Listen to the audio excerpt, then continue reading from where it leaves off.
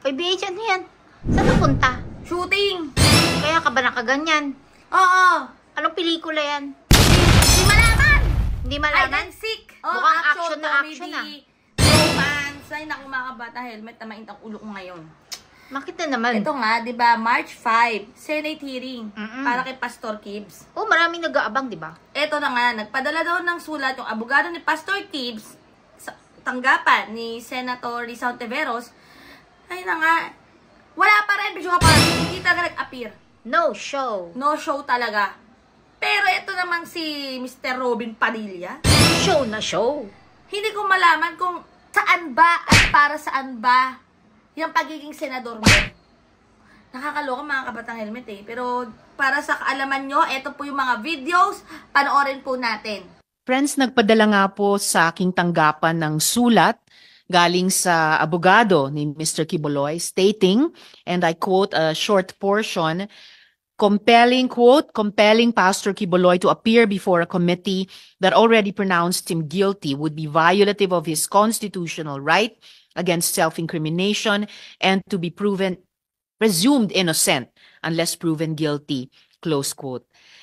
If we allow witnesses of the Senate to simply claim that appearing before a committee would violate his or her constitutional right to be presumed innocent and his or her right against self-incrimination, wala na pong kapangyarihan ang ating Senado maglunsad ng mga investigasyon. Madaling-madali na lang umiwas sa mga hearing ng Blue Ribbon, sa mga tiwaling opisyal, sa mga investigasyon ng Public Order Committee, sa mga sangkot sa mga krimen. Hindi po uubra ang ganitong mga excuse. So, pursuant to Section 18 of the Rules of the Senate, as chair of the committee, and with the concurrence of one member here with me, I cite in contempt Apollo Carreon Quiboloy for his refusal to be sworn or to testify before this investigation. This committee requests the Senate President to order his arrest so that he may be brought to testify. At hindi na tagapangulo.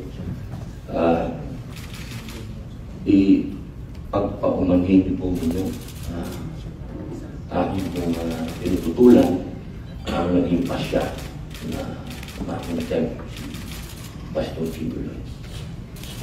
With all due respect.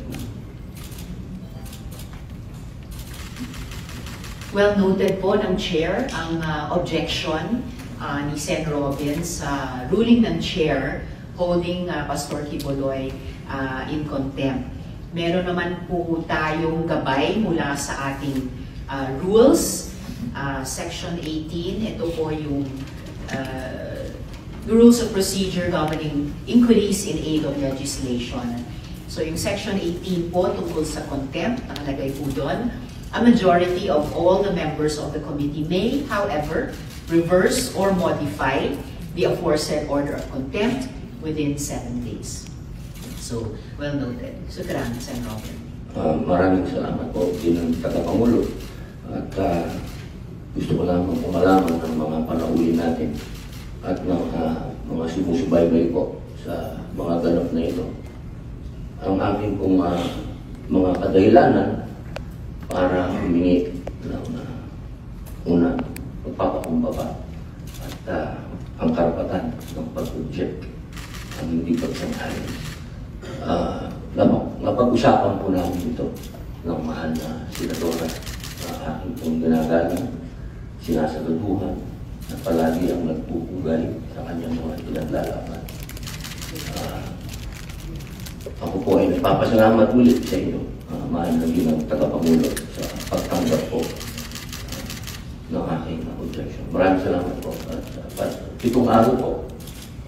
May 7 araw po ang majority of the members of the committee na gawing formal itong pag-object sa ruling ng chair holding Pastor Quiboloy in contempt. Pag sinabi po ba bilang tagapangulo, ito po ba yung member natin? Sila... Tama po, Sen. Robin. Ito po yung majority of the members of the Committee on Women. Yun lang pong members lang po, malinaw po, hindi po kasama yung mga leaders. 7, bali 6 pa po. Ang Ang nakalagay po sa Section 18, contempt, ay a majority of all the members of the committee. Okay po. Maraming salamat po. Maraming salamat po. Afuan, Sen. Robin.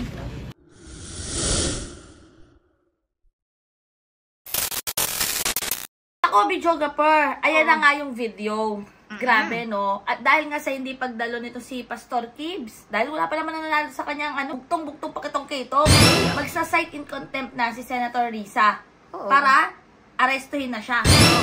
Para humarap siya, di ba? Oo, for contempt na siya eh. Kasi Ano ba yung, kasi, videographer, bakit kasi hindi humarap? Ano ba yung tinatago? Ano may ba yung, nakakatakot ba? oo, ano ba talaga yung katotohanan? Tapos, eto namang si Senator Robin Padilla. Tumututol dun sa pagsasite ng in contempt. Sen Risa para kay Pastor Gibbs. Bakit? Nagtataka lang ako, Mr. Robin Padilla. Para saan ba yung pagiging senador mo? Para sa mga kababayan mo ba? Para sa bansang Pilipinas? O para sa isang tao na ngayon ay inuusig at naharap sa mga kaso? Ba't ba niya pinagtatanggol Hindi ko si rin Kibuloy? alam eh. Kayo mga Ano bang batang meron? helmet, i-comment down below nyo nga. Bakit ba tumututol tong si Mr. Robin Padilla at Oo. palagi niyang pinagtatanggol si Pastor Gibbs? Ang kaso kasi ay tungkol sa violation of women and children. Di ba? So, ibig sabihin ba nun, hindi rin pinagtatanggol ni Robin ang karapatan ng mga bata at babae. Di ba? Kasi, Kasi pinagtatanggol niya si Kibuloy eh. ano ba yung humarap lang, di ba? Para ma-clear out na. Pagtanggol mo sarili mo. Para linisin ang pangalan. Wala naman akong kasalanan yan. Ito yung pinagtataka ko eh. Bakit pinipigilan? Bakit pinagtatakpan? Bakit pinagtatanggol? Oo. At saka teka lang, mga yung mga binabayad natin sa sweldo, yung mga pinapasweldo sa mga senador ay galing din sa tax natin. Oo. Tapos ito, meron tayong isang pinapasweldong senador na, oops, teka lang, hindi yata naayon sa tamang daan, tamang prinsipyo yung ipinaglalaban niya. Itong senador na to na pinagtatanggol niya ang isang tao lang. O, yung isang tao na inuusig at dapat humarap dito sa mga kaso na ibinabato sa kanya. Yun na hindi ko maintindihan mga kabatang helmet. Bakit kasi hindi pa humarap si Pastor Gibbs? Ano ba to? Ginagawa niyo lang bang laro itong mga major issues na to? Oo. Ginagawa niyo lang bang laro ang mga kapwa Pilipino nyo? Ginagawa niyo lang bang laro ang bansang Pilipinas? At etong mga nakaupo na senador na to, kagaya ni Mr. Robin Padilla, ano yung gusto mong mapatunayan? Ano yung gusto mong patunayan na hindi karapat-dapat na akusahan o arestuhin si Pastor Gibbs? Kahit ito yung mga kinakaharap niya? May bearing bang sinasabi niya ano? Yun pa, mga helmet. May May bearing bearing ba? ba? Yung mga komento, yung mga lumalabas kay Mr. Robin Padilla, magmula nung nagkaroon ng issue sa pagsusuklay ng bigote niya, sa pag-drip, vitamin C daw yon, may bearing ba?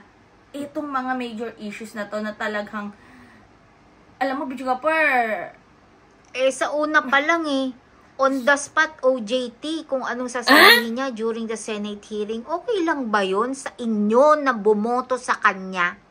na talagang ibinoto ba siya? Oo.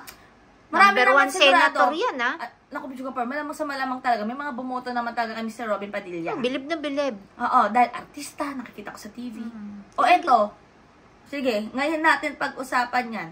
Yung mga Ikaw- babae na bumoto sa Oo, kanya. yung mga babae, mga kababaihan dyan, yung Oo. mga kalalakihan, yung mga matatanda, yung mga bata. O sige, i-comment down below nyo dito kung nakakatulong pa ba siya sa bansang Pilipinas, kung may maganda pa ba siyang naidudulot sa pag-asenso ng kabuhayan nyo, ng mga bilihin natin, na patuloy na tumataas.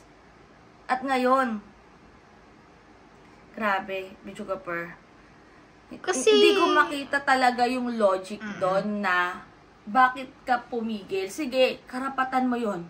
Di ba, Bidjugapur? Karapatan naman natin na umuo at humindi sa Oo. isang bagay.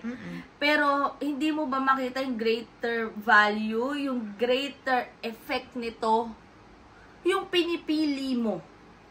Lalo na dito ang involvement is kababaihan, na mga namaltrato, na abuso, mga bata. Pero ito, pagtatanggol mo, ano ba nagawa sa'yo ni Pastor Gibbs? Anong nabigay sa'yo ni Pastor Gibbs? Ano meron? Anong meron sa inyo? Alalahanin mo. ikaw ang refleksyon ng pinipili mo, Mm-mm. ng pinagtatanggol mo. Diba? Kung ang pinagtatanggol mo ay isang taong Inuusig. Isang Inuusig. taong hinahanap na hanggang ngayon nakikipag-hide and seek. oh, Huwag natin laruin yung batas. Dismay. Hindi ito pelikula na kailangan natin umarte. Hindi ito scripted na kailangan na Script? ayon sa director. so ano to, scripted? May script siya. Na, hindi, ito sabihin mo ha. Ah. Sa ngayon, ito muna. Baka akala niya hanggang ngayon may shooting. Ito yung minemorize kong sasabihin. Etong sasabihin ko sa harap ng Senado. Kaya mga kabatang helmet, maging matalino na tayo. Maging matalino na kayo. Kung sino yung pipiliin nyo, kung sino yung gusto nyo iupo, ilukulo. Kasi ito nasasalamin, ito ang realidad. Na ito ang pinili nyo. Yung iba sa atin. Nakakabuti ba? O nagiging katawa-tawa na lang tayo sa mga karatig bansa, sa mga ibang nasyon, sa nangyayari sa atin. So, hindi ko talaga maarok yung pigilan, yung side of i-contempt si Pastor Kibbs. Nakakalungkot mga kabatang helmet. Pero, andyan na yan. Inupo nyo yan. Kayo bumoto dyan eh. Pero, Yan pala yung binoboto nyo. Yan yung binoto nyo.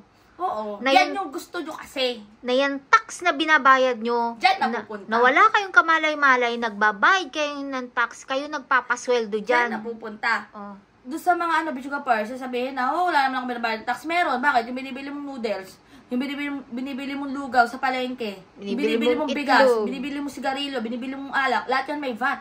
Ito tawag natin value-added tax. So, meron kang kontribusyon. Oh, may ambag ka Pero sa kung tax gusto eh. mo, napatuloy pa rin yan, na para tayo sa Arsuela, dula-dulaan lang ang lahat, scripted ang lahat, arte-arte lang. Tapos sasabihin nyo, hindi tayo umaasenso kasi sinisiraan nyo itong mga nakaupo. Hindi sa sinisiraan eh. Ang pagsasabi ng totoo at katotohanan ay hindi form ng kasiraan. Ang kasiraan yung pagpapalaganap ng fake news at disinformation. At patuloy yung pagsuporta. At yung patuloy yung pagbakle sa katotohanan. Mm. Ay, nako! Dismay. Oy, minsan ay mga marites, magkaroon naman kayo ng ambag. Ipalaganap nyo kung ano yung tama. Yung tama. Hindi yung mali. Mm-mm.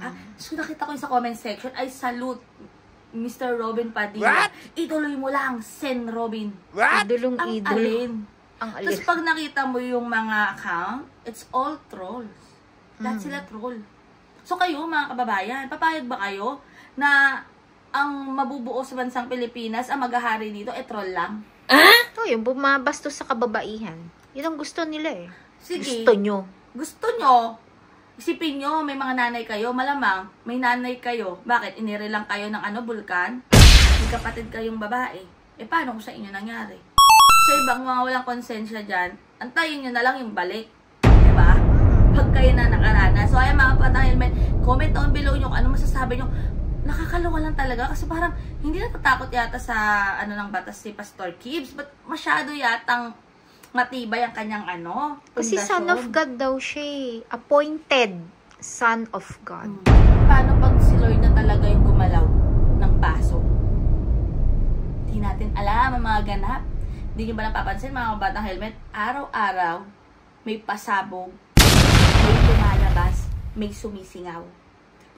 Comment down below nyo dyan, Basta stay happy, stay healthy, stay safe tayo as always. Sabi nga sa bayan, helmet din ang bukid, keeps getting better every day. God bless everyone. Wala mo na akong mga clip kasi may shooting nga ako. Nang tuntukan. Ha? 3 points!